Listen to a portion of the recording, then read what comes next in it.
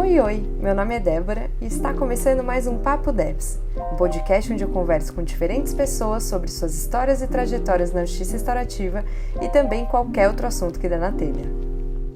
Hoje eu tô aqui com a Edjane Alves, que é educadora social, mãe e moradora do Capão Redondo, extremo sul de São Paulo, e o Luiz Bravo, que é educador e facilitador em projetos de justiça restaurativa e cofundador da Carutana. Se ajeita aí, pega seu café e bora bater esse papo com a gente. Oi, Edjane, oi, Luiz, tudo bem? Sejam muito bem-vindas ao Papo Debs. Eu estou muito feliz de ter vocês aqui. É uma honra enorme, conversar com vocês sobre esse tema que para mim é tão caro, que é paz. Então, começando com a Edjane, conta um pouquinho pra gente quem é a Edjane nesse momento. Oi, Débora, oi, Luiz. Prazer estar aqui, obrigada pelo convite. Bom, eu sou Maria Edjane Alves, tenho 38 anos. Eu sou mãe do Lucas e do Diego. Eu sempre começo a minha apresentação me colocando nesse lugar, porque é desse lugar exatamente que eu costumo falar. Sou moradora do território do Capão Redondo, extremo sul de São Paulo, mulher preta, periférica, filha da dona Mazé e do senhor Dedé, neta da dona Edith, por quem fui criada nesse mesmo território desde sempre. Estou gerente de serviços de um serviço da assistência, conveniado com a Assistência Social de São Paulo, do município. É um serviço chamado SASF, que atende algumas famílias do território. Nós temos hoje referenciadas 1.150 famílias nesse serviço.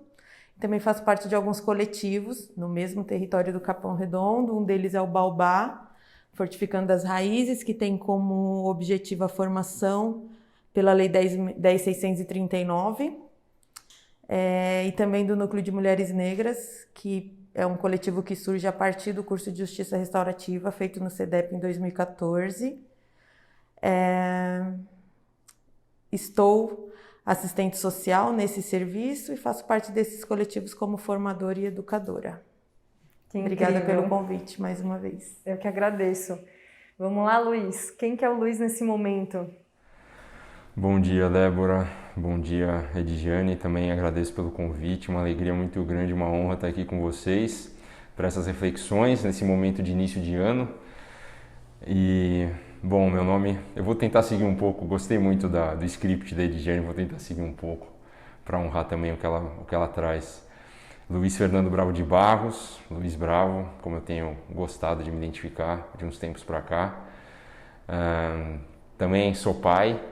Também, sim, ela falou que é mãe, eu sou pai, e eu acho muito importante, tem feito cada vez mais sentido trazer e perceber a importância, desse papel que eu tenho exercido de maneira tão desafiadora nos últimos 5 anos. Sou pai do João, homem branco, cisgênero, muito privilegiado nessa nossa realidade, nosso contexto histórico. Sou filho da Bartira e do Inajá. Eu acho interessante porque meus pais têm nome indígena, por alguma coincidência muito grande do destino. E o nome do meu pai significa palmeira em Tupi-Guarani, mais ou menos isso, palmeira, e da minha mãe rosa, Então eu gosto de dizer que eu sou uma semente de uma rosa com uma palmeira. E atualmente eu estou trabalhando no CEDEP, atuando lá como facilitador, educador, ao lado da Débora Barberes. Uma honra e uma alegria muito grande também nessa jornada, estar do seu lado e a gente aprendendo junto e construindo e criando junto. E também estou num momento de construção ao lado da Marina Dias, parceira de vida e de trabalho, de um serviço que a gente nomeou como Carutana, escutar, dialogar, transformar, que a gente está se apresentando no mundo cada vez mais para contribuir com esforços de transformação de conflito, principalmente com essa referência da justiça restaurativa, de forma em que esses esforços façam sentido para as pessoas que estão participando. Então, é assim que eu me vejo nesse momento agora. Muito obrigada, Luiz. Bom, então, começando com o que é paz para você, Di? O que você entende como sendo paz? Complexo, né? Complexo porque falar de paz pode ser uma questão muito subjetiva e individual, mas ela é principalmente coletiva, né, Débora? E aí, como eu sempre digo, eu falo a partir do lugar que eu ocupo, né, do chão que eu piso, e eu venho de um território que não se construiu a paz em nenhum momento, assim, não que eu me recorde, de forma coletiva, né? Eu venho de um lugar que foi considerado, em algum momento, o lugar mais perigoso do mundo, porque a gente tem a presença de armamentos, a gente tem uma presença bélica muito grande, a gente tem uma presença de uma segurança pública extremamente falha. E aí eu estou falando dessa paz que poderia ser coletiva, mas que nunca funcionou para nós. Mas que é uma busca constante enquanto indivíduo. Então, se eu falar o que é paz para mim enquanto Ediane, enquanto mãe, enquanto filha, né, de um lugar micro, né, da minha casa, do meu canto, eu não falei na minha apresentação, mas eu sou uma mulher de candomblé, então a paz para mim é estar dentro do meu terreiro, né, dentro da minha roça, dentro da minha casa com os meus filhos. Mas aí quando eu saio para a rua e quando eu vou vivenciar o dia a dia, parece que essa paz ela é consumida por um sistema que é misógino, né? Então, eu sou uma mãe de carreira solo desde sempre, então os meus filhos eram muito pequenos quando eu assumi essa realidade, e isso também foi muito massacrante para mim. Hoje eles têm 17 e 19 anos. E se eu fizer esse percurso, eu vou dizer que eu vivi muito mais em guerra interna comigo mesmo do que em paz. Porque eu sempre tive em busca de resolver situações conflituosas, então dentro da família, dentro com os meus filhos, com a paternidade, né, com os amigos. Então, que paz é essa? E quando eu falo de uma forma coletiva, eu estou falando desse lugar que é criminalizado o tempo inteiro, né? Como eu falei, eu sou uma mulher de região periférica, eu sou do Capão Redondo, sou de comunidade, né? Passei por um processo de desocupação quando eu tinha 12 anos de idade.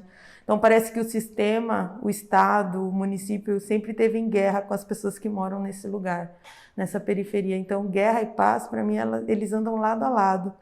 Mas a busca ela é constante para mim, né? E aí eu acho que de 2014 para cá, depois que eu passo pelo processo da JR, e eu falo isso para todo mundo, fez um sentido tão grande na minha vida para eu conseguir lidar de forma subjetiva com todos esses sentimentos que eu consigo nomeá-los. E aí eu consigo definir exatamente o que eu quero enquanto paz, o que eu quero enquanto guerra, né? E aí são opostos, mas que se estão colados, estão juntos o tempo inteiro, assim, na minha vida pessoal, na minha vida profissional, nos coletivos do qual eu faço parte.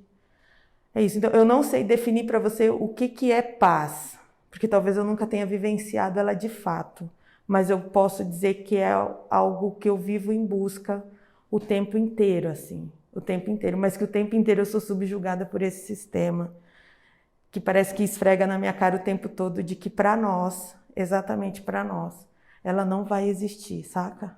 Sim. E acho muito tocante mesmo, assim, da profundidade do que é a gente falar de paz, né? Que sair um pouco do lugar só do subjetivo, de que é uma coisa que a gente define enquanto paz, como indo para um lugar de prática mesmo, né? De como você se sente com a paz, ou como que você se sente sem ela, né? Então, acho muito interessante a sua definição vir de como você se sente, de como que é a sua vida na prática, e o que isso tem a ver com paz ou não, né? Com a ausência dela. Isso faz muito sentido para mim, e acho que a ideia de discutir paz é um pouco sair desse lugar de apenas o que ela poderia ser, mas o que a gente vivencia, né? Exatamente. E aí, Luiz, para você, assim, o que significa paz para você? Eu também acho que de cara dá vontade de falar, não sei. Né, assim, pensando em dar uma resposta definitiva, finalizada e absoluta. E me sinto ainda mais responsável em oferecer uma reflexão depois de escutar o que a Ediane fala, né? Assim, de maneira tão potente e implicada. Eu não sei, cara, principalmente pensando nesse ano tão desafiador, né, que foi vivenciar tudo isso que está acontecendo no mundo. Pode parecer um pouco clichê, mas eu de verdade comecei a me conectar com momentos de paz proporcionados a mim por coisas muito simples, né? Então, eu acho que por conta de ter que ficar em casa e lidar com as minhas sombras internas e ficar sendo bombardeado com tudo que acontece no mundo, né, de tão destrutivo e violento, e eu não consigo mais me anestesiar para isso, cara, me fere, né? E todo cuidado para falar isso também por conta do meu lugar de privilégio, né? Mas é muito incômodo e às vezes me sinto até impotente e nada disso me proporciona paz. Então comecei a perceber paz quando eu saía e sentia vento na minha cara, e sinto vento na minha cara. Quando eu, por exemplo, reservo um momento do meu dia para tomar o meu chá, o meu chimarrão, aqueles minutos assim, né? E acho que principalmente quando eu me permito vivenciar momentos de conexão com outras pessoas, né? Nesse tipo de troca de ideia, por exemplo, aqui, em que eu sinto meu coração aberto e me percebo com um cuidado de ter a escuta do meu coração aberta também. Então, assim, eu tô agora onde eu tô, trabalhando com justiça restaurativa, exatamente por conta dessa reflexão. O que é paz? Né? Eu venho da área do direito, advogando na área criminal, que foi o que fez sentido para mim, quando eu escolhi uma carreira profissional na faculdade de direito,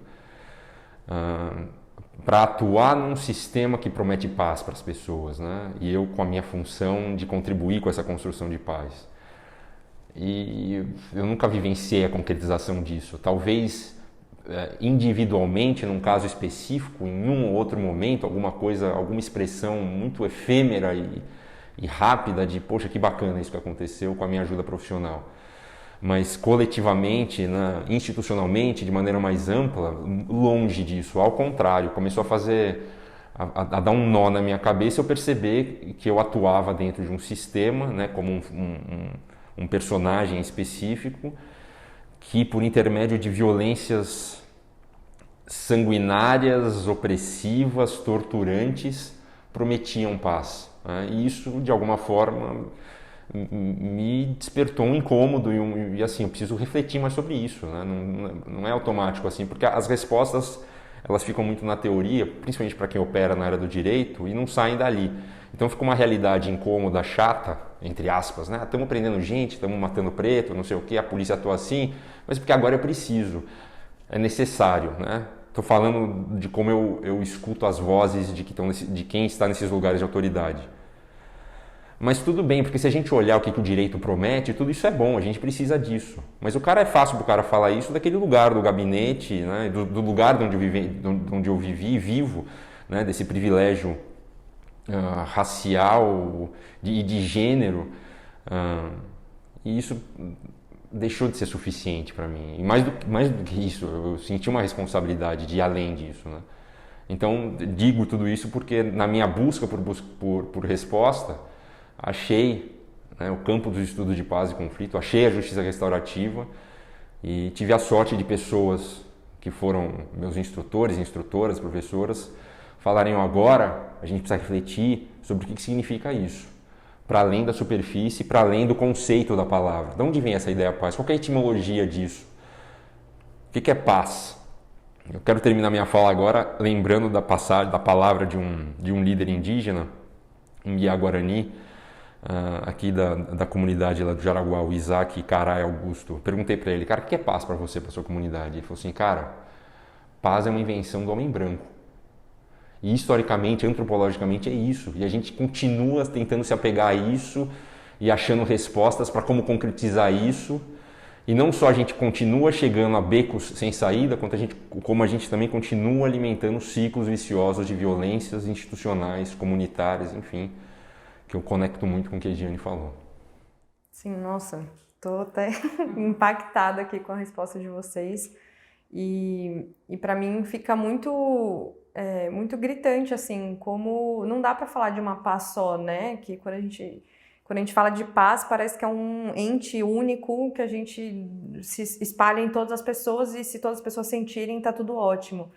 Mas para mim me chama muito a atenção, Ediane, quando você traz o que é paz e para você tem um cunho muito coletivo, né? E que para mim, vindo do meu lugar de branca, privilegiada, tipo, eu nem sinto tanto esse lugar, né? Tipo, para mim, a primeira coisa que eu penso quando eu penso paz é como eu consigo ficar em paz dentro de mim mesma, assim, de como é difícil estar em paz comigo, né? Entre crises de ansiedade, enfim, como é difícil estar em calma dentro de mim. E como quando você traz esse lugar do coletivo, do abrir a porta de casa, né, e sair na rua, como isso não chega em mim, e como então não dá pra gente falar de uma paz só, de como ter a paz, né, isso me parece um pouco sem sentido. E eu ia até perguntar pro Luiz sobre esse conceito de ter uma paz só, se você puder trazer um pouquinho... Sim, eu nesse meu caminho, né, de exploração, de pesquisa, eu me deparei com a teoria das muitas pazes, né? E é algo que foi desenvolvido lá no programa de Innsbruck, um programa de mestrado na Áustria, de estudos de paz e transformação de conflitos. E isso conectou muito forte comigo, né? Então, tudo que a gente está refletindo aqui, acho que já diz muito respeito a como isso, de forma meio que intuitiva, né, leva a gente a pensar o que é paz de uma forma não monolítica. E o problema que a gente vive é que o sistema de uns 3.000 anos para cá, nesse pedaço ocidentalizado do mundo, ele tem imposto uma ideia monolítica, singular e absoluta de paz, que em grande parte, né, serve para manter e sustentar privilégios e distanciamentos e desigualdades, e serve também para justificar a imposição de certas violências, né? Porque ela não se vê, não se sente confortável e não aceita muito bem as diversidades, as diferenças, as diversas formas de expressão de pazes, né? Que independentemente do que a instituição, do discurso institucional, sempre vão existir, sempre vão existir. Então, pensar paz, isso é interessante, porque se você olhar no dicionário agora, a palavra paz, gramaticalmente falando, ela não admite plural, ainda que a gente use muito no nosso meio, né? Vamos fazer as pazes. Mas é muito o que a Ediane falou no começo, cara, e Ediane me chamou muita atenção. Você falou que paz e guerra são opostos colados a vida inteira, né? Essa ideia da gente ter clareza, ter consciência dessa dinâmica de opostos na nossa vida foi como nossos ancestrais lá atrás começaram a se relacionar, né, nas leituras que eu tenho feito, com esse desafio de como a gente achar algo que é bom pra gente. Não estou usando a palavra paz aqui. Algo que é bom e equilibrado pra gente. Porque essa dinâmica, ela não é constante. Meio que óbvio isso, né? Então, lógico que você está usando palavras que são polêmicas aqui, né? Guerra e paz. Mas se a gente pensar o frio e o calor, o molhado e o seco, enfim, a alegria e a tristeza, a gente precisa disso tudo para vivenciar uma paz. É um equilíbrio que é desafiador. Então, não é à toa que na grande maioria, né, das tradições espirituais do mundo, você tem o desafio, para trazer aqui uma coisa do budismo, do caminho do meio, né, da porta estreita do cristianismo. E você vai achar isso em quase todas as tradições. E qual que é o problema dessa paz monolítica, institucionalizada que a gente vive atualmente, nessa realidade moderna nossa, né? Ela não se dá bem com opostos. Os opostos, eles devem ser tidos como aspectos distanciados da vida, né? E o desafio dessas muitas pazes é reconhecer esse paradoxo criativo de que os opostos estão colados sempre. A gente precisa ter consciência disso e estar aberto ao desafio que isso traz. E são essas explorações que possivelmente vão me proporcionar diferentes experiências de pazes, dependendo do contexto que eu estou, dependendo da coletividade da qual eu faço parte, dependendo do meu momento de vida. Então isso tudo começou a me fazer muito sentido, começou a trazer muito mais questionamento do que resposta, na verdade, e começou a me dar um alívio no sentido de reconhecer que é pela admissão dessa complexidade das realidades e dos conflitos que eu vou poder usufruir de uma criatividade, né, para obtenção de respostas que o sistema como ele está funcionando hoje não oferece, né, que são respostas pré-concebidas, impostas por autoridades e que não admitem de novo essa exploração e experimentação do que é a interação desses opostos e dessas diversidades. Realmente acho que é um pouco do que a gente tenta fazer, né, na nossa vida, mas considerando todo o contexto, né, como você falou, que também depende de onde você está, qual o contexto que você vive, que foi o que a gente já trouxe no começo, de esse equilíbrio talvez seja mais fácil para mim, ou seja mais evidente para mim, dessa tentativa, do que quem precisa lutar com o contexto externo para ter esse equilíbrio também interno, né? Então, não é só você ter consciência de que você precisa da sua alegria e da sua tristeza, mas é como combater algo externo que fica sempre te lembrando que tristeza pode ser sempre, né? Ou que vai ser a maior parte do tempo.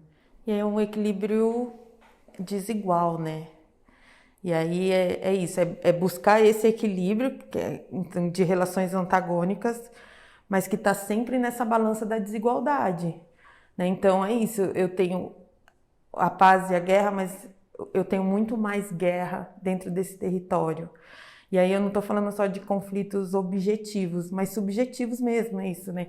O trabalho é muito mais difícil, a vida é muito mais difícil, o acesso à educação é muito mais difícil, o acesso à saúde é muito mais difícil. E aí você não consegue ter esses lugares de forma equilibrada, né? E aí alguma coisa acaba se sobressaindo. E aí a gente pergunta, paz para quem? Né? O que é paz nesse lugar aqui que eu estou ocupando? Porque parece que quando eu busco esse equilíbrio, para nós ele não existe, né? Para mim ele não existe. É sempre um esforço muito maior que eu tenho que fazer, que eu tenho que buscar para conseguir ter acesso a essa paz, né? E ela não precisava ser tão difícil, né? Sim. E aí é isso que você falou, né? Eu acabo dependendo, né? Nós acabamos dependendo dessas relações externas. E quem é essa relação externa para mim? É o Estado, né? É quem fere todos os dias o meu acesso à garantia de direitos, né? É o Estado com o braço armado, é o Estado com o seu judiciário classista, é o Estado com a sua falta de acesso à saúde, com a sua falta de acesso à educação. Porque essa falta de acesso ela não é para todo mundo, ela é para um público específico, né? E esse público específico também está atrás dessa paz, mas essa paz não chega, porque esses elementos externos estão sempre dizendo que isso não é para a gente acessar, que esse lugar não é para a gente acessar. Então, como mãe, por exemplo, de 2 meninos adolescentes, que é isso, que só querem sair para curtir e tirar uma onda, não tenho paz enquanto eles não retornam para casa. E aí eu não estou dizendo que isso é só uma questão econômica, que as mães de classe média alta não tenham essa preocupação, mas a minha preocupação ela é muito mais potencializada, porque eu não tenho um receio só de que eles possam, sei lá, se envolver tragicamente num acidente. Eu tenho receio, inclusive, de que eles possam ser abordados pela polícia militar, e essa polícia militar, independente do lugar onde eles estejam ocupando, vai tratá-los com discriminação. Então essa também é então a minha preocupação ela é potencializada pelo medo. Como é que eu tenho paz se eu tenho medo o tempo inteiro? Se o medo me acompanha da hora que eu acordo até a hora que eu vou dormir, né? E é o medo dessas relações externas que não me deixa ter paz. Então é um medo objetivo. Não, e faz sentido pensar, agora que você trouxe isso, para mim ficou muito evidente assim na minha cabeça, como quando a gente fala de equilíbrio, a gente não está falando de coisas constantes, né? A gente está falando sempre de, então tem vezes que está mais feliz, tem vezes que está mais triste, tem vezes que está um pouco menos, um pouco mais, mas nada é constante, então tá 50% feliz e 50% triste, assim você segue, né? Não existe essa constância. Então, se não existe essa constância, como que a gente pode falar de equilíbrio num lugar que o medo é constante? Num lugar que a guerra é constante, né? Porque não existe, agora essa semana no Capão a gente vai parar de matar pessoas negras. Isso não existe. Então, não existe esse momento de brecha desse algo contínuo, né, de medo. E aí eu arriscaria dizer, para além, né, do Estado, como essa figura institucional e de sistema, para mim a cultura está aí para sustentar tudo isso, né? Tipo, é uma cultura que, se não é o Estado, é a pessoa na rua que vai te discriminar, é a pessoa que não vai te dar emprego, é a pessoa que não vai deixar você alugar uma casa, enfim, que vai te negar algum benefício. Então, para além do Estado, a gente tem ainda uma cultura que segura e sustenta essa constância de algo ruim, que faz parte da vida de todas as pessoas, só que das pessoas negras periféricas faz parte constantemente, como se você não tivesse, como se tivesse que fazer um esforço para que aquilo não existisse, ou no máximo você finge que ela não existe para poder viver minimamente seus momentos de felicidade, outros que não de medo, né? E aí eu fico pensando que vocês dois encontraram, né, a justiça restaurativa nesse caminho. E aí, se vocês puderem contar um pouco de como que foi, com todo esse contexto, encontrar a justiça restaurativa e o que isso representa, né, nessa nossa discussão de paz, assim, para vocês. Tá, eu encontrei a justiça restaurativa em 2014. Eu estava num processo de graduação, né, com serviço social. E aí, inicialmente, eu trouxe muito para a minha vida pessoal, né? Pensando nessas relações conflituosas que eu tinha ali dentro do meu âmbito familiar, ou nas minhas relações de amizade.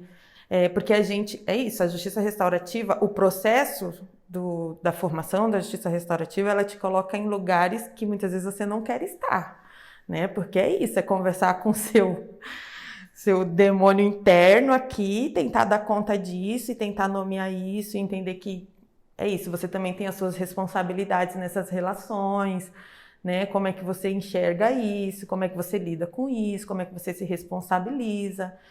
E aí, inicialmente, a questão étnico-racial, para mim, ela não entrou de forma imediata dentro desses conflitos, mas durante o processo ali, encerrando, né, já a formação, eu comecei a me questionar, né, muito mais nesse lugar étnico-racial, de que como é que a gente vai pautar a questão racial dentro da justiça restaurativa, né? E aí isso foi muito complexo, porque eu, né, e outras mulheres que estavam ali fazendo a formação, com as educadoras, né, que inclusive é a Lê Tavares, a Fernanda Lender, né, a própria Nélia, a Milena, eram questionamentos que a gente também levou para elas, assim, né, porque olha, a gente está aqui nesse território, nesse lugar, a gente vai falar de justiça restaurativa, e como assim a gente não vai pautar a questão racial? E aí a gente abre uma amplitude de diálogo, e aí a partir daí nasce o núcleo de mulheres negras, que era a aplicabilidade da justiça restaurativa com esse grupo específico, assim, e foi incrível, né? Essa iniciativa não partiu de mim, partiu da Lê Tavares, da Carmen Faustino, que inicialmente tomaram essa iniciativa e convidaram outras mulheres para fazer parte desse grupo. Não foi um processo fácil, né? Acho que não é um processo fácil até hoje, porque eu costumo dizer que eu vivo em contradição com a JR, porque a vida é muito dinâmica, né? Mas eu posso afirmar, assim, que foi um processo de construção fundamental na minha vida, assim, que eu tenho muita gratidão por todo esse processo, por todo esse conhecimento que não para, porque ele é constante. No percurso que a gente fez com o núcleo de mulheres negras, a gente teve depois a inserção do Ama Psique, né, da Maria Lúcia e da Jussara, que vieram fazer uma vivência de 1 ano com esse núcleo, para entender também como que era a JR para essas mulheres negras. Depois disso, o grupo se difundiu, e aí a gente entendeu que esses encontros presenciais para nós já não que não faziam muito sentido, mas que a gente precisava expandir isso para as nossas áreas mesmo. Então, tem umas amigas lá que eram psicólogas, tinham outras que eram professoras, tem outras que são escritoras. E como é que a gente leva a JR, a partir da nossa vivência, para esses lugares? Então, a JR, para mim, ela me acompanha no meu campo profissional, principalmente. Eu sou líder de uma equipe de 16 pessoas, né? E é isso, 16 pessoas numa casa, num serviço de assistência que lida com conflitos todos os dias. Então, ninguém toca a campainha daquele serviço porque está bem, né? Eu tenho um público prioritário para atender, que é um público que é o público que acessa os programas de transferência de renda do governo estadual, que são o conhecido Bolsa Família. Então, são pessoas que estão em extrema vulnerabilidade econômica, em extrema vulnerabilidade social. Como é que eu lido com a minha equipe? Como é que a minha equipe lida com esse público? Como é que esse público lida com o serviço? Então, para mim, a JR é fundamental para que a gente consiga direcionar as nossas ações dentro do meu campo profissional. Paralelo a isso, quando eu digo que eu vivo em constante atrito com a JR, é justamente quando eu recebo essas famílias, e aí eu já falei isso inclusive num encontro com a Marina, né, com a Vivas, de que é muito difícil a gente estar o tempo inteiro fazendo a justiça restaurativa com todas essas mães e com todas essas mulheres que só falam de dores, né, que só falam de dores. Já falei em outras entrevistas, em outros espaços, que a gente está cansado de ficar secando lágrima das pessoas. A gente está cansada, porque parece que a gente está fazendo a manutenção para esse Estado, tipo assim, o Estado fere, a gente cura, o Estado fere, a gente cura, sabe? E tá errado isso. Tá errado. Então, ou a gente usa a JR para buscar um outro tipo de comunidade, de sociedade, de perspectiva, ou a gente vai ficar fazendo a manutenção das dores dos outros. E isso é muito ruim. Isso é muito difícil. É muito necessário, mas é muito difícil. Sim, nossa, faz total sentido para mim, que eu lembro que eu fui num evento lá na USP que teve, depois que aconteceu o crime em Brumadinho, né, o crime ambiental e contra várias pessoas de lá. E eu lembro que na época estava acontecendo um esforço, né, de justiça restaurativa para cuidar dessas famílias que ficaram desabrigadas e que tiveram pessoas que morreram. E aí eu lembro que uma líder indígena perguntou para mim, ela falou, nossa, eu nunca tinha ouvido falar de justiça restaurativa, achei legal, mas eu queria te perguntar, em que momento a gente vai começar a fazer isso com quem fere? E aí foi que me deu um estalo, eu fico até arrepiada de falar isso, porque é justamente isso, né? Até que ponto a gente vai ficar fazendo justiça restaurativa para curar aquelas famílias que perderam seus entes, que perderam suas casas, e não vai fazer espaços para transformar as pessoas que estão matando essas pessoas, para escutar essas pessoas, né, que estão fazendo uso da violência, escutar e transformar esse espaço, porque senão é isso, a gente vai continuar, é muito legal, a gente tem 10 projetos de justiça restaurativa, os 10 é para curar pessoas que estão sendo feridas por uma cultura que não muda, né? Então não adianta a pessoa que fere ficar confortável em casa e a gente cuidar das pessoas que estão lá feridas e todos os dias, e não para, né? Nunca, principalmente você que trabalha em serviço da assistência social, é uma coisa assim, sem fim, né? Que você acha que, bom, cada dia mais pessoa, e quem está causando isso, toda uma estrutura que causa isso, tá ali tranquila, funcionando, né? E aí que bom que tem as suas iniciativas para cuidar de quem está sendo ferido, mas assim, isso talvez mais mantém do que de fato traga algum desconforto, né? Porque você vai curando as feridas que vão sendo abertas todos os dias. E não sei, Luiz, se a sua perspectiva passa um pouco por aí, do seu encontro com a JR, como que foi esse percurso para você também? Sim, só para antes de falar um pouco de mim, assim, eu acho que é um momento importante, assim, muito profundo do que a gente está vivendo no Brasil e no que diz respeito à justiça restaurativa, cara. A justiça restaurativa ela não deve servir como um discurso que traga um verniz bonitinho e agradável para como lidar com a tragédia que a gente vive no mundo de hoje, né? E com toda essa descrição que você fez, Edjane, né? E com o exemplo que a Débora traz também. Então não é só ficar secando lágrimas. A justiça restaurativa não deve prestar para isso, né? Para falar para as pessoas, agora está tudo bem, tá? Não é para isso.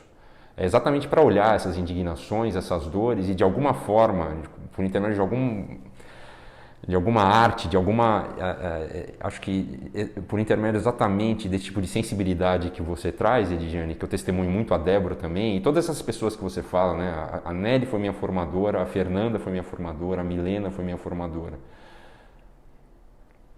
Que mágica é essa de você tentar empoderar a pessoa que chega até você por intermédio da dor que ela manifesta? Essa é a sua dor, né? E também não é aqui falar, ó, que bacana tudo isso, mas como achar esse caminho de você perceber que essa sua dor é importante e é a partir desse lugar que vai vir a energia mobilizadora e transformadora para o diferente ser construído. Né? E para você fazer isso, você vai ter que incomodar o sistema, você vai ter que incomodar as instituições, porque você tem que convidar para ver diferente como as coisas acontecem, né? E que você falou de Brumadinho, Débora, eu até fiquei emocionado, porque veio na minha cabeça uma cena que eu vi na televisão quando aconteceu a tragédia lá. Na época eles abriram para atendimento das famílias um espaço, não sei se foi na delegacia da cidade lá, né? Eles mandaram assistentes sociais ali para atender as famílias, queriam saber o que estava acontecendo. E chegou uma mulher desesperada. Né? Aí a câmera estava ligada por causa do eu quero saber onde está meu filho. E não sei se era assistente social, acho que era uma assistente social, falou para essa senhora, calma. E foi o necessário para essa mulher explodir na frente das câmeras. Eu não quero ter calma, não é para você falar para eu ter calma. E não é mesmo, a gente não pode ter calma. Né? Então, eu acho que esse é o desafio. Quando a gente pensa em justiça restaurativa, não é para a gente ter calma, não é para a gente ficar esperando a fórmula bonitinha de fazer as coisas, porque não é assim. A gente vai ter que lidar e olhar, e a Edigiane foi muito sábia nas palavras dela, né? A gente vai precisar olhar para os nossos demônios, e todo mundo vai ter que precisar olhar, e muita gente não quer fazer isso porque dói, é difícil.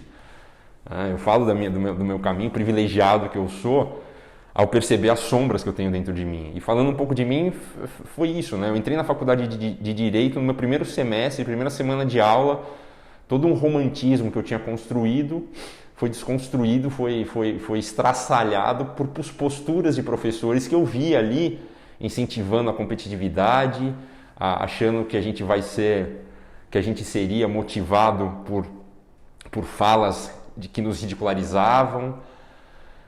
E eu falei, bom, estou fazendo direito exatamente para ver se esse lugar traz o melhor nas pessoas, e nunca trouxe o meu melhor, nunca não.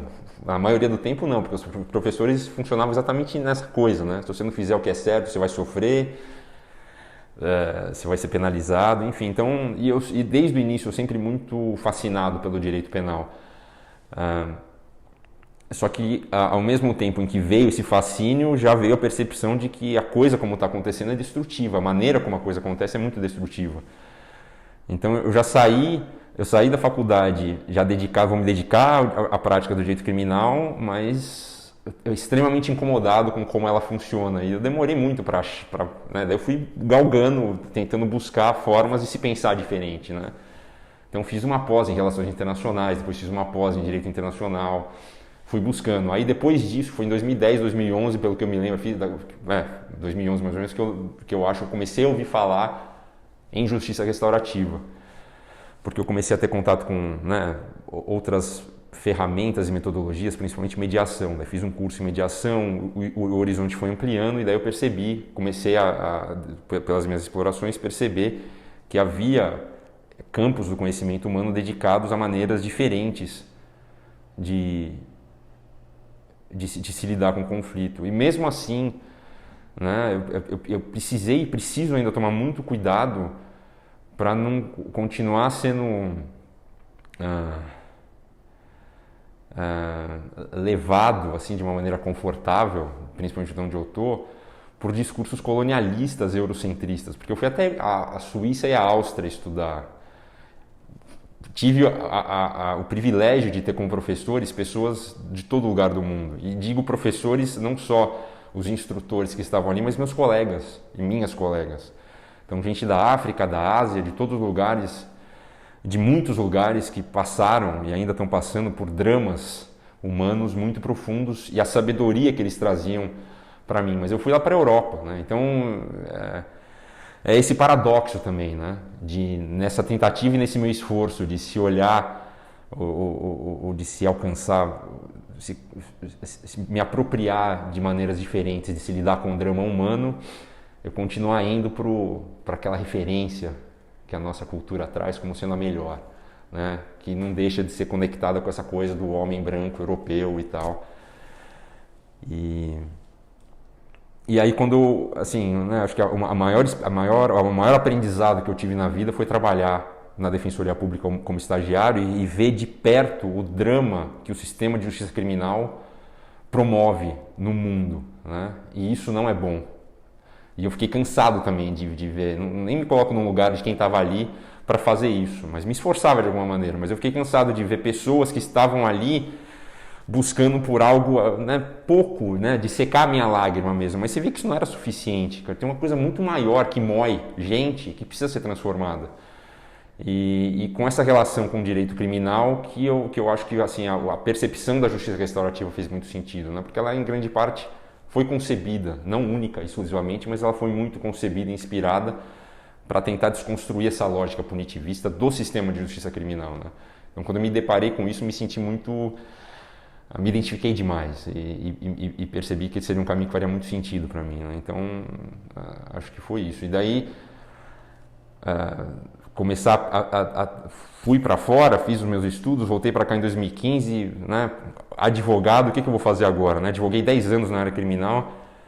Será que dá para aplicar na prática da advocacia? Agora eu tenho percebido uma possibilidades, né, nesse sentido, mas há 5 anos atrás não deu para fazer. E aí o CEDEP meio que aconteceu na minha vida. Eu já desde aquela época, 2016 mais ou menos, cruzei com a Marina Dias, a gente começou a refletir junto, nos identificando com essa coisa da justiça restaurativa por histórias de vida parecidas, né? Ela também com um histórico grande de advogada criminal.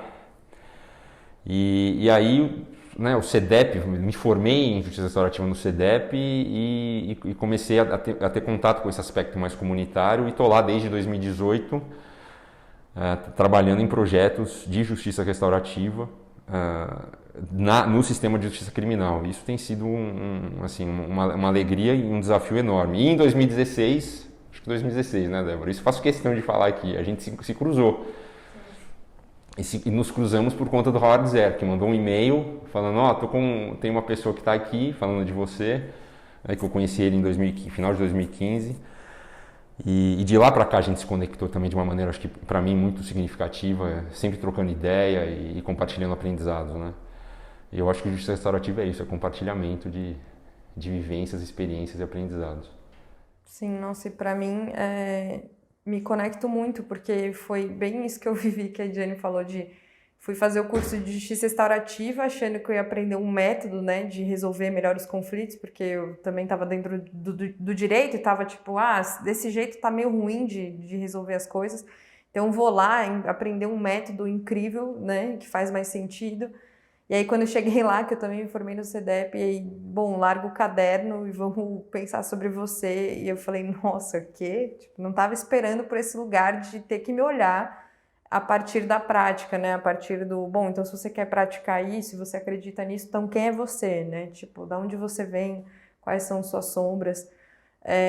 Então, para mim, ao mesmo tempo que isso me assustou, é exatamente isso que me mantém na justiça restaurativa, porque se ela fosse só uma prática, para mim não passaria de um discurso de paz bonito e fofinho, de que as pessoas vivem em harmonia, enfim.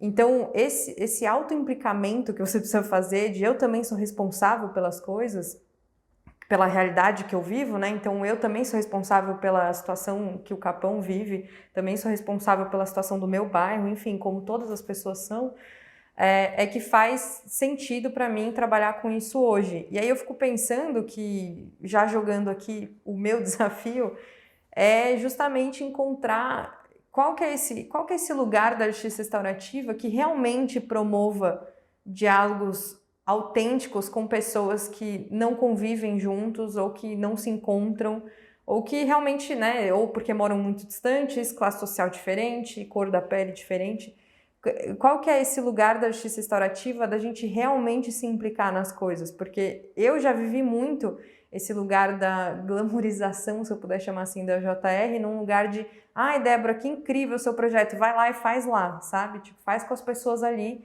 que eu tô te dando o meu aval. Tipo, eu não quero aval de ninguém, eu quero que as pessoas se impliquem no que elas estão permitindo. Então, se a pessoa quer que eu faça um projeto de justiça restaurativa, que ela se implique no projeto comigo.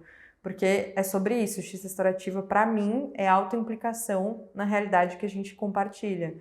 E aí, é isso que o Luiz falou, também é muito difícil, para mim também é péssimo me encontrar numa cultura que eu fui criada para ser racista, para ser machista comigo mesma e com a minha mãe, né? Tipo, me encontrei com, sei lá, meus 24 por aí sendo machista a vida inteira com a minha mãe, tipo, reproduzindo isso, chamando ela de louca e, enfim, né, diminuindo a minha mãe nesse lugar do machismo e ressignificar isso, como isso é difícil, como isso dói olhar para isso e admitir, sim, eu fazia isso com a minha mãe, sim, eu fazia isso comigo. E só que para mim não tem outro lugar, assim, não tem outro caminho. Eu gostaria muito de ter um outro caminho, mas para mim esse é o caminho. Então, na justiça restaurativa hoje, para mim o desafio é que para mim ainda tem um buraco que não está sendo preenchido de trazer as pessoas se responsabilizando pelas coisas que elas fazem, ou pelas culturas que elas sustentam, ou pelas coisas que elas falam, que seja. Porque o que eu sinto é que toda vez que a gente eu abro uma discussão sobre coisas que me incomodam ou sobre coisas que me afetam, se a pessoa se sente responsável, ela recua. Tipo, não fui eu, não vou, não quero, aí sai do projeto, aí não quer mais falar sobre isso. Então, qual que é esse lugar, assim? Não sei, tô jogando para vocês esse desafio, porque para mim ele é muito caro, porque eu me incomodo muito de sentir que eu tô fazendo um projeto só pra galera falar que é bonitinho, e não pra galera sentar comigo e refletir sobre as nossas atitudes enquanto coletivo, e não enquanto, é a Débora que quer fazer. Não sou eu, a gente tá pensando junto aqui. Não sei, o que vocês pensam, assim, o que vem pra vocês desse desafio? É pra vocês também? Não sei. Eu acho que é um desafio, acho que é para a vida, né, o desafio, porque se a gente pensa na JR, eu nunca entendi a JR como algo individual, mas eu vejo muitas vezes as pessoas tratando ela de forma individual e não comunitária e coletiva como ela deveria ser. Acho que você traz o exemplo de um projeto, é isso, que você gostaria mais da participação integral das pessoas e não você ir lá e aplicar o projeto, mas eu acho que isso, quando a gente está falando de um trabalho em círculo, por exemplo, é coletivo, né? Um núcleo é comunitário, né? Eu nunca entendi a JR como algo um vem e faz. Eu sempre entendi como todos fazemos, mas o quanto isso é difícil numa relação moldada dessa forma que a gente tem, né? E aí eu volto um pouco nas relações ancestrais mesmo. Na minha relação de terreiro, quando a gente senta para aprender, a gente senta em círculo. E isso eu fazia antes de conhecer a justiça restaurativa. Quando a gente tem um conflito para se resolver dentro dessa casa de santo, dentro do terreiro, isso é feito em círculo com um mediador, que geralmente é o líder dessa casa. Então, a justiça restaurativa ela já acontecia para mim, só que não com esse nome. O que me faz acreditar que é isso, que a JR ela passa por uma adequação europeia, mas para mim ela é ancestral, ela é africana, ela é indígena, ela é de terreiro. Então, para mim é muito fácil enxergar essa relação circular, essa relação coletiva.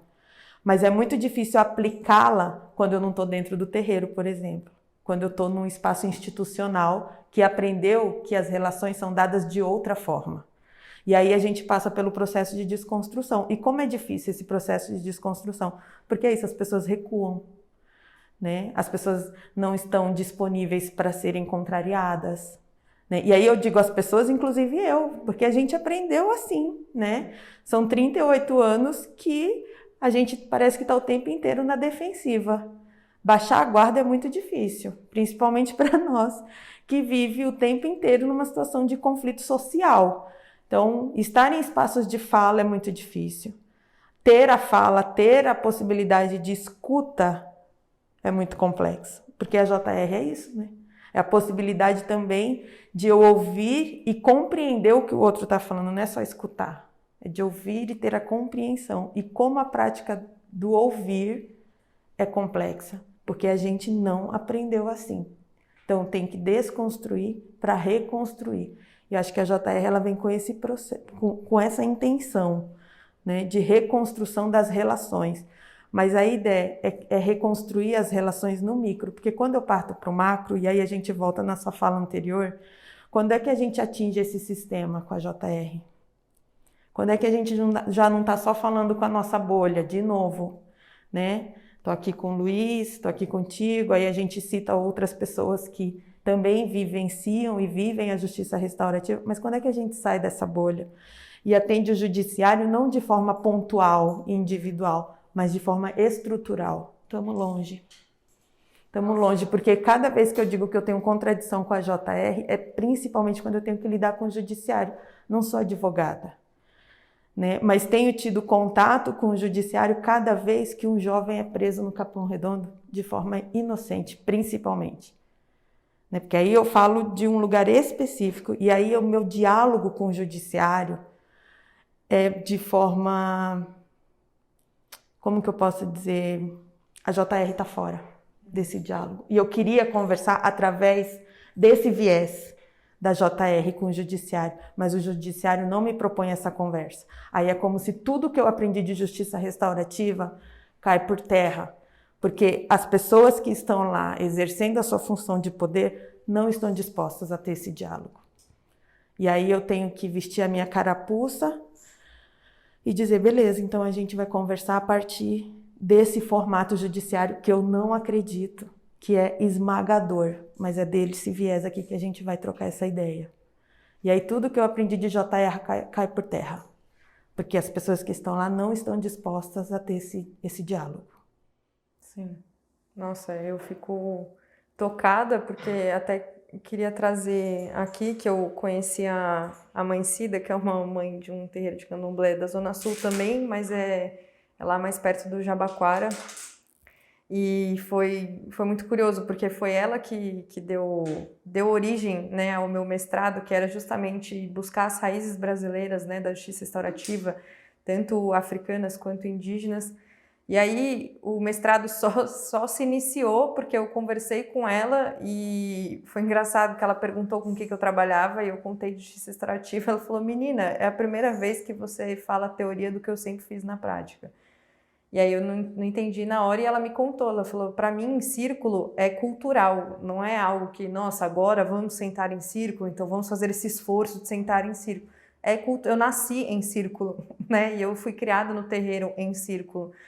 E aí, para mim isso é muito importante porque grita na minha cara o quanto na minha cultura, né, que eu fui criada europeia, ocidental, círculo é algo bizarro. Tipo, na minha família, quando eu tentei sentar em círculo com eles, é algo bizarro. Tipo, por que a gente tá assim? Por que a gente tá sentando desse jeito? Vamos sentar na mesa quadrada, com a cadeira cada um de um lado. O quanto desloca até, tipo, desloca essa cultura eurocêntrica predominante até no modo de sentar. Tipo, não tô nem chegando na parte do racismo, machismo, tô falando de sentar mesmo. Você chama para sentar em círculo numa sala de aula, por exemplo, lá no Mackenzie, né? Na Faculdade de Direito, a gente tinha um grupo de estudo de justiça restaurativa, vamos fazer aula em círculo. Todo mundo ficava, meu, como assim em círculo, cara? Tipo, as cadeiras estão organizadas uma atrás da outra. Então, é isso, né? Quando você falou, tipo, tem um chão, né? Tem um caminho, tipo, desloca as pessoas até mesmo na sua forma de se orientar dentro de uma sala. E é isso, né? Tipo, como transformar isso no micro para isso chegar estruturalmente, mas... Caramba, um puta caminho que tem até chegar nisso, né? E, de novo, lembrar que para você isso é cultural e coletivo e coisa que eu preciso fazer um esforço para me lembrar que sabe? Tipo, eu fiquei chocada, assim, de verdade, de escancarar na minha cara o quanto para mim eu preciso... E tanto com o Luiz, né, a gente conversa muito isso em relação ao trabalho, como a gente precisa falar, meu, lembra, isso é comunitário, tipo, a gente não tá fazendo sobre dois indivíduos, a gente tá falando de uma sociedade, e não é natural, né, parece que para mim é estranho não ser individual e, né, tipo, egoísta, enfim. E também colocar nesse lugar que você trouxe, né, de aqui não tem o diálogo com a JR, eu acho que é justamente aí que tá o gargalo da JR, sabe? Tipo, é aí que tem alguma coisa que a gente precisa transformar nessa atuação da JR, nesse discurso da JR, porque para mim discurso não é só falar a palavra, mas discurso tem significado, aonde você faz esse discurso, o que você fala. Tem alguma coisa que a gente está levando para um caminho de novo, de aqui é a porta da JR, então aqui a gente fala JR, aqui não, aqui a gente mata, faz cara de que não fui eu e vamos ser violento. E realmente não tem como conversar JR quando tem 3 pessoas inocentes presas, tipo, e que você precisa lutar para essas pessoas saírem de lá, né? Porque a gente nem sabe se sai, porque é isso. Então como? Tipo, que JR é essa, né? Que a gente escolhe bolhas para sentar junto e discutir. Tipo, aqui a gente consegue discutir sobre isso. Será que a gente discute isso com mais pessoas que não trabalham com JR? Então, não sei. Luiz, para você, como chega isso para você? Chega de toda essa forma. É todo esse desafio. Assim, muito simplesmente falando, eu acho que talvez a principal abertura seja essa consciência de que o convite é para você olhar para dentro, né? Mas se você olhar para dentro, você está olhando só para você. Não tá, cara, porque a nossa natureza, a nossa realidade,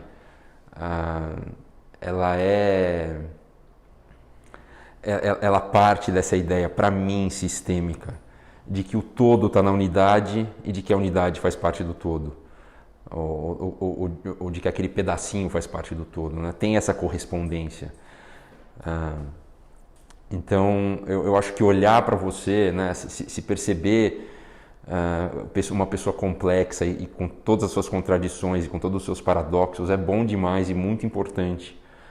A gente vive numa cultura, essa cultura linear, meritocrática, individualista, muito perfeccionista, cara, e isso é muito violento em diversos sentidos, porque você não pode falhar, você inevitavelmente falha, o que é bom, importante, natural, só que as pessoas começam a fingir que não houve falha, não, isso daqui não é falha, e daí que você, para mim, fica mais fácil perceber como esses sistemas extremamente desumanos continuam funcionando, porque eles se encastelam em discursos justificadores, né, legitimadores. Eu acho que a justiça restaurativa, se a gente não tomar cuidado, vai começar, né, acho que ela já passa por isso, né? O sistema como ele funciona, se a gente olhar lá nos primórdios, como tudo começou a ser desenvolvido, na própria Europa, cara, no Império Romano, ele começou a funcionar dessa maneira que a gente entende e vê hoje, né, estratificada, enfim, hierarquizada, se apropriando de discursos ou de práticas ancestrais e comunitárias. Foram movimentos de apropriação propositais para ir galgando legitimação. Então, eu vou pegar esse nomezinho aqui, vou pegar esse símbolozinho e incorporar nessa instituição que é baseada em movimentos colonialistas, né, nessa divisão extremamente artificial de mim e do outro errado, da gente certo, da gente tendo que fazer o que for necessário para salvar a nossa nação, por assim dizer, ou a nossa comunidade, esse tipo de coisa, e você criando discursos de animosidade. Tudo isso começou a crescer e a se legitimar cada vez mais por esses esforços de apropriação, geralmente esforços de apropriação de estruturas matriarcais, pensando lá atrás, na época. Colonizou aqui, aconteceu a mesma coisa. E a justiça restaurativa traz esse convite, né, de resgate. Só que se a gente não tomar cuidado, a apropriação vai continuar acontecendo. E tentando aqui, de verdade, não sendo julgamentoso, estou julgando, mas tentando não ser, porque o sistema foi construído assim. Então a gente precisa dessa consciência. E o negócio não vai prosperar se a gente continuar falando, o sistema é assim, a estrutura é assim, essa instituição é assim. Porque são os seres humanos que estão ali compostos, que precisam olhar para dentro de cada um e de cada uma, juntos e juntas, para perceber, a gente tem isso dentro da gente. Mas a gente é muito perfeccionista, a gente não pode admitir que tem essa falha, a gente está aqui pela justiça, pela paz. Não, cara, tudo bem não ser perfeito, tudo bem ser falho. O caminho da vida é esse, da transformação, esse. A proposta da justiça restaurativa, como eu a entendo, é exatamente esse, de olhar para isso e olha aqui como isso é humano. E olha como isso, de certa forma, é bonito. É bonito o movimento da exploração e da descoberta. E para isso acontecer, as pessoas precisam de ambientes que elas se sintam seguras e confiantes. Então é toda essa complexidade, mas com respostas, ao meu ver, mais ou menos simples, né? E essa constante, né? Que é um desafio que tira muita energia para mim, pelo menos, né? Porque eu não fui condicionado culturalmente, pedagogicamente a agir assim. É estar aberto e aceitar os paradoxos e as contradições, porque é a partir dessas tensões que a criatividade, ao meu ver, pode acontecer. E eu tenho experimentado isso um pouquinho pela justiça restaurativa, e é muito realizador. Só que todos esses desafios, né, cara? Como que você vai lidar com as urgências todas, essas que vocês trouxeram, desse momento que a gente está vivendo? Porque é gente presa, é jovem preto pobre da periferia sendo assassinado, é mulher sendo assassinada, são minorias sendo oprimidas, torturadas e assassinadas, são seres humanos sendo assassinados. E a urgência está ali gritando. Como que você vai lidar com isso? E é o desafio. Então eu, do meu lugar de privilégio, talvez não sinta dentro de mim a pressa. Nunca fui, assim, né, ameaçado pela boca de uma arma, né? Mas ver isso acontecendo de alguma forma me machuca, né? E me convida para um lugar ético de atuação, de responsabilidade. Então é isso, acho que são esses os desafios, entendeu? Então eu acho que assim, cara, a gente fala muito nesses palcos, como vocês falaram, nessas bolhas, nesses fóruns, vamos falar sobre justiça restaurativa, e aí isso que a gente costuma repetir, prega para convertido e tal, a gente precisa saber como lidar com isso, porque só isso não vai bastar, né? Então é olhar para dentro de mim, cara, dentro de cada um, a gente vai ver o conservador, a gente vai ver o torturador, a gente vai ver aquela sombra que a gente não admite por esse perfeccionismo que eu acho que é patológico, mas é ali, olhando para isso, que você vai perceber talvez o porquê que isso está existindo, para a gente poder acessar isso e transformar. Precisa olhar para dentro. E acho que é justamente o que você falou, né? A gente não sente a pressa, e aí tô dizendo eu e você, né, nesse lugar, não sente a pressa, mas ao mesmo tempo, então talvez o convite seja para ter pressa junto, né? Porque é isso, talvez tenha um lado com calma e um lado com pressa, e a gente tá sempre tentando esse meio do caminho. Então talvez seja ter pressa junto, que é isso, né? Então vamos se olhar, convidar, mais do que um convite tranquilo, mas um convite com pressa, de que pessoas estão morrendo todos os dias e são escolhidas a dedo, né? E, bom, para a gente finalizar nosso papo aqui, queria saber, assim, de vocês, por que é importante falar sobre paz para vocês? Eu queria só pegar um gancho nessa fala que vocês fizeram sobre o ter pressa. Quando vocês falam isso, a primeira coisa que vem na minha cabeça é assim, tipo, mano, não vai dar tempo. Isso me causa uma angústia tão grande e um nó da garganta. É real, saca?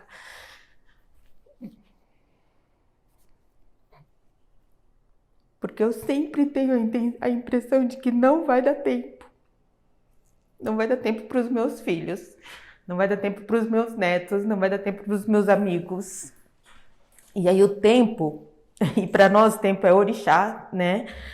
Tempo é rei, é sabedor de todas as coisas, mas a gente tem uma pressa, Luiz. A gente tem uma pressa de que tem que ser tudo para ontem, real, assim, né? De que esse judiciário precisa ser reformado para ontem, de que as relações humanas precisam ser ressignificadas para ontem, porque a gente não aguenta mais só perder, né? Só perder nesse lugar. A gente quer falar de arquitetura, a gente quer falar de moda, a gente quer falar de viagens, a gente quer falar de estudos, mas a gente só fala daquilo que atravessa a nossa vida cotidianamente por esse sistema perverso.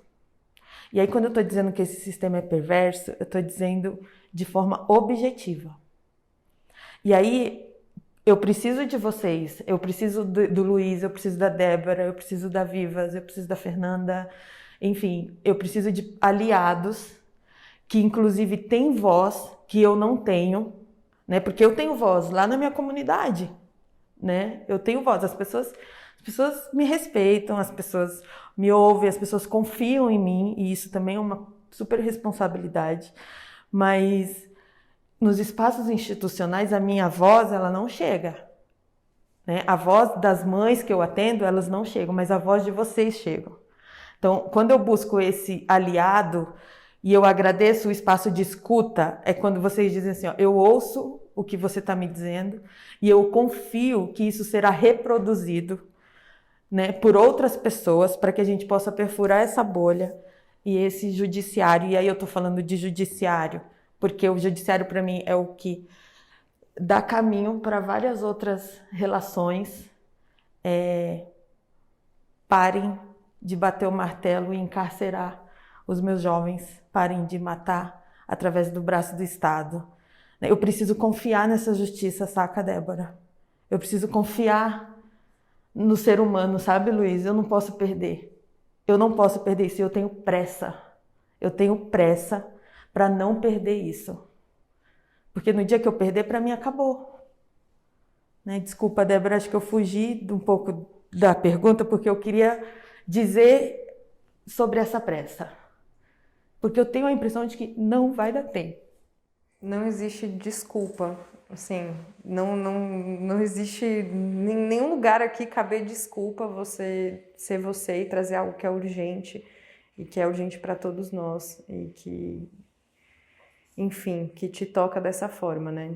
Eu acho que não tem que pedir desculpa e acho que espaços precisam ser criados, principalmente por quem tem responsabilidade por isso, que me coloco nesse lugar, né, de branca privilegiada. Isso precisa ser feito e para ontem, como você falou.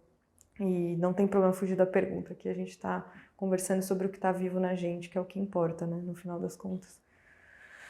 Luiz, você gostaria de contar? Assim, eu não acho que a Ediane fugiu nem um pouco da pergunta, eu acho que ela respondeu, acho que ela respondeu da forma mais pertinente possível, principalmente pensando na realidade que a gente está vivendo, nessa nossa cidade, no nosso país, no nosso mundo. E eu acho que é um convite extremamente desafiador do que realmente é se dedicar a essa reflexão sobre paz e ao trabalho do que é construir paz, né? Porque, assim, a gente foi também desse lugar privilegiado, foi muito condicionado por uma ideia distante, ideológica, idealizada de paz. Essa paz bonita que um dia todo mundo que o mundo vai ser um oásis de ausência de conflitos e todo mundo vai dar mão e todo mundo vai se dar bem. E a história humana, a dinâmica humana não funciona dessa maneira tão simples, e ainda bem que é assim. E ainda bem que a gente são os conflitos que nos oportunizaram possibilidades de crescimento, de aprendizado, de transformação. E eu precisei lidar com essa desconstrução do que foi incutido dentro de mim, do que seria a paz, né? Porque essa ideia sempre me chamou. Eu lembro desde que eu era criança, eu gostava dessa palavra, eu gostava de refletir sobre isso, e de certa forma foi o que me levou a fazer direito. E não haveria de ser diferente, porque ele foi construído para prover essa paz que a gente está criticando aqui, né? E aí eu comecei a perceber que paz é até muito por um caminho espiritual meu, que eu fiz ao mesmo tempo em que eu me dediquei a esses questionamentos e essas buscas todas, né? O pensar a paz como uma oportunidade de alimentar meu coração e a minha alma. Só que isso, como a gente também reiterou muitas vezes, não acontece de uma maneira individualista. Aí eu estou bem aqui fazendo a minha yoga e, enfim, lendo os textos que confirmam as minhas crenças e as minhas convicções. A gente precisa pensar no engajamento e no comprometimento ético do coletivo. E não é porque é bom, é porque precisa ser assim, é assim. A nossa natureza ela é interconectada. Então, eu acho que no final das contas, para mim, o sentido de paz é muito isso que a Ediane falou agora no final. É o exercício da voz. E para as vozes serem respeitadas, elas precisam ser escutadas. Então, eu acho que a gente precisa, talvez também aqui um desejo idealizado demais, mas eu sinceramente acredito e confio que esse é o caminho. A gente precisa resgatar, cara, a voz e a energia da mãe e das mães, e das mulheres, e do feminino, por assim dizer. São essas mães que sentem essas dores de uma maneira tão intensa, não vou dizer destrutiva, porque elas conseguem transformar de alguma maneira, de uma maneira tão intensa que eu nem tenho ideia de como é, e que não saem por aí falando, vamos pegar em arma e matar todo mundo. Para mim, vou usar um exemplo aqui, mas que é um exemplo que pode ser multiplicado por diversas outras iniciativas que são diariamente caladas e silenciadas, mas eu pego o exemplo das Mães de Maio e da Débora Silva. O cara pergunta para ela, o que você quer? O que é importante para você? Eu quero ouvir desculpa. Agora, perceba na cabeça dela o desafio, que é exatamente esse desafio que você traz. Como que um juiz, um policial, alguém dessa estrutura tão monolítica e engessada vai se dispor, da maneira como as coisas estão funcionando, a me pedir desculpa pela perda e pelo assassinato do meu filho. Mas você quer só isso? Mas isso não é só isso. Ela fala, cara, dinheiro nenhum vai trazer a vida do meu filho de volta. Porque esse o convite que ela traz é o convite para a transformação profunda. Para essas pessoas por trás das instituições se perceberem humanas. E vai doer. E o aprendizado está lá. E aí o desafio todo que a gente está falando, mas a gente não... e a pressa, e o tempo. Eu lembro muito, e vou terminando aqui. Para mim, então, cara, paz é isso. Paz é honrar o esforço do exercício das vozes para a construção de significados. Paz para mim é isso. Não é uma resposta específica, não é aquele cálculo específico da pena, não é o trânsito em julgado de uma sentença que vai trazer alguma suposta justiça. Nada disso. Isso tem se demonstrado como um processo extremamente hierarquizado, desumanizador, que não dá voz às pessoas. Quem fala ali são só alguns especialistas. O ser humano precisa ter voz e precisa ser escutado. Eu lembro cara, eu me emociono fácil, mas é por isso que eu vim com essa camiseta. Eu lembro do Martin Luther King, ele fala no discurso que ele fez em 63, foi 63, acho, Eu Tenho um Sonho. E a gente está vendo tudo isso acontecendo no mundo, acho que é muito relacionado aos ensinamentos que ele deixou. Mas ele lida com esse desafio da urgência. Então ele fala, agora é o momento, agora é o momento. Não vai ter um momento ideal e melhor para a justiça restaurativa acontecer, por exemplo. Agora é o momento de fazer real as promessas da democracia, que é o que ele falou no discurso. Nosso desafio, como honrar essa urgência desse momento, né? A gente precisa parar ou tomar cuidado com a ideia do gradualismo. Não, tudo a seu tempo, a gente vai achar o momento certo, mas a dor está gritando agora, as humanidades estão sendo destruídas, assassinadas agora é o momento, agora. E a gente vai precisar expandir esse agora de alguma maneira. O desafio é esse, e eu acho que é muito isso. Buscar aliados, né? Como que a gente vai se aliar? Nas nossas diferenças, para construir o que a gente acha que faz sentido para a gente, numa perspectiva ética. Isso eu acho que faz sentido para mim. Nossa, eu tô extremamente tocada, arrepiada, mas vou dizer que a gente finaliza nosso encontro por aqui. Queria agradecer muito a presença de vocês, queria dizer que eu escuto vocês, eu escuto o que vocês trazem e acho que mas o Papo Devs foi criado justamente para isso, para a gente poder se escutar e eu prefiro dizer que as pessoas já têm voz e é que a gente que escolhe quem a gente quer ouvir, né? Então, que a gente possa criar cada vez mais espaços de escuta e de presença de pessoas nas suas diferenças e agradecer demais, muito mesmo, a presença de vocês. Bom, eu também queria agradecer demais, Edjane, Débora e Fernanda, pela sabedoria de vocês e por me permitir de maneira tão generosa usufruir desse feminino tão presente aqui nessa sala, que alimenta minha alma e meu coração. E eu também queria terminar com uma voz feminina, a voz da Adélia Prado, as palavras da Adélia Prado, que ela fala que pior do que medo de alma do outro mundo é medo da alma do mundo dos outros. E é isso. Saio muito feliz daqui. Posso ler um textinho, coisa breve aqui para encerrar minha participação? Muito dedicada ao meu agradecimento, Luiz, Débora, Fernanda. Obrigada, gratidão real, assim, por esse movimento de fala e escuta. De maneira leve eu digo, se não fui eu que criei o mundo, como eu posso mudá-lo? De maneira filosófica eu respondo, a impermanência é a característica principal do planeta Terra, e independe da nossa vontade, ele mudará sempre. De maneira realista eu digo, ninguém até hoje conseguiu mudar o todo, apenas a parte. Quero dizer que consigo, com muito esforço, mudar apenas a mim mesma, e assim tento atingir o mundo.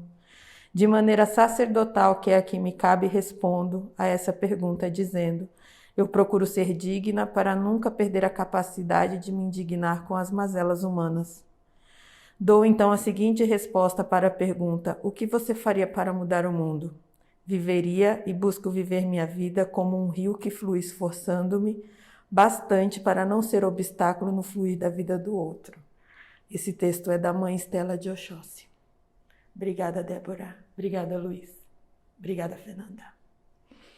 Bom, é com olhos emocionados que eu agradeço também você que ouviu. Se você quiser acompanhar mais, me segue no Instagram no @papodevs e daqui 15 dias sai um episódio novo. Um beijo!